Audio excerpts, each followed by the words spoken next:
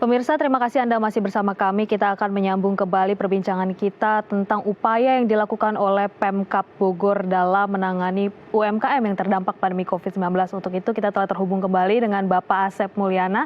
Selamat pagi Pak Asep. Selamat pagi, Bapak Indonesia Daai TV.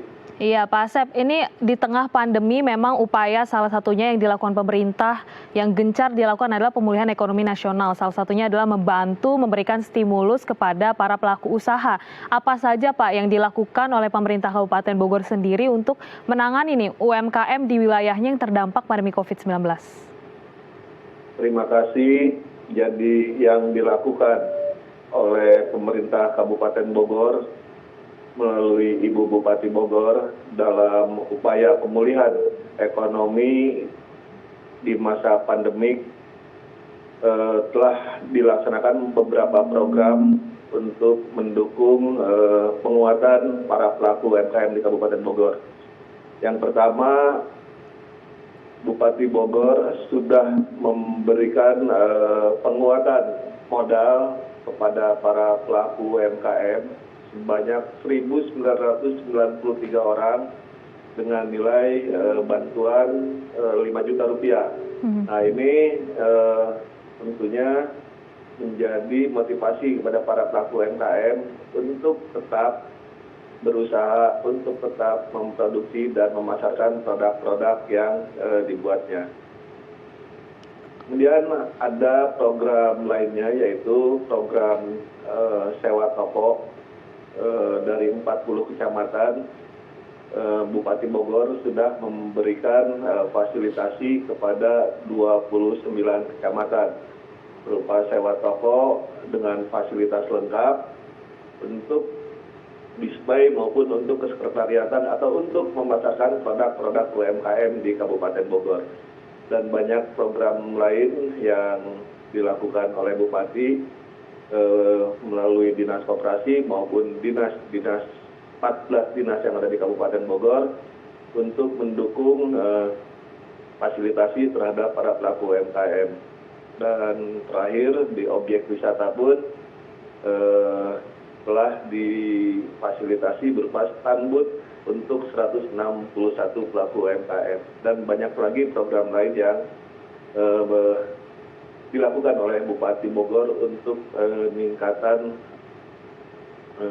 para pelaku UMKM supaya tetap bertahan di tengah pandemi. Demikian. Oke, kemudian ini dari berapa banyak modal yang sudah diberikan, bantuan yang diberikan, dampaknya yang paling banyak dirasa kepada pelaku UMKM seperti apa nih Pak Asep di Kabupaten Bogor? Jadi di Kabupaten Bogor, selain pelaku UMKM makanan minuman, selain para pelaku UKM yang jasa, kita juga punya pelaku UMKM tematik, khususnya home industry yang berbahan baku logam, kemudian berbahan baku bambu, kemudian kulit, dan kerajinan-kerajinan lain yang diproduksi oleh para pelaku UMKM. Nah, untuk pelaku UMKM logam di tengah pandemi seperti sekarang ini, alhamdulillah mereka bisa bertahan dan beralih yang tadinya membuat alat sarana untuk pembuatan kue, gitu ya, sekarang bisa membuat wastafel dari logam yang ternyata cukup diminati oleh pemerintah Kabupaten Bogor maupun masyarakat di Kabupaten Bogor. Oke, berarti jadi, memang ada upaya gitu ya, beralih ya Pak ya. Ya. Kemudian ini bagaimana sih untuk teman-teman pelaku usaha ketika di tengah pandemi baru mau mendirikan usaha, apakah izinnya akan dipermudah? Kemudian bagaimana dengan mereka yang terdampak dan membutuhkan modal nih Pak? Seperti apa mereka harus mengakses dan kepada siapa mereka harus meminta bantuan di Kabupaten Bogor sendiri? Ini aksesnya dan regulasinya seperti apa sih Pak Asep? Ya, untuk penguatan program bantuan kepada para pelaku UMKM di Kabupaten Bogor ini ada beberapa program yang di tingkat nasional maupun di tingkat kabupaten.